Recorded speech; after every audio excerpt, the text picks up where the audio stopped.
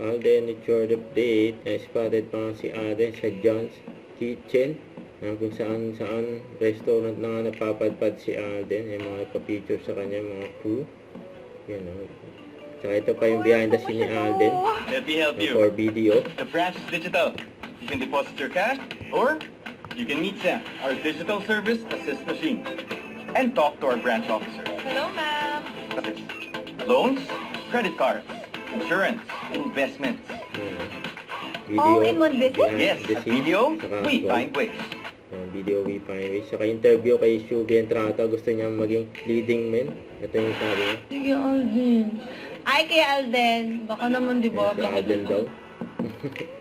Sa ito, mga endorsement ni Alden. Gaya ng Ribisco Crackers at Tide. Yun, no? Parami mga endorsement ni Alden. At featuring din si Alden sa GMA Network. Sa post, sabi dito. Filipino celebrity who own restaurant. Siyempre, nasa gitna si Alden. Yun, no? Ito yung mga kaganapan ni Daddy Day. Ayan, nag-workout. Saka kita sa CCTV si Daddy Day, yung nag-pickles. Ball, dyan sa bahay. Sabi, larong-laro na yung tatay niya. Don't forget to subscribe. Click the notification bell for more update. This is with Charlie Action Love. Stay tuned for more videos. See ya.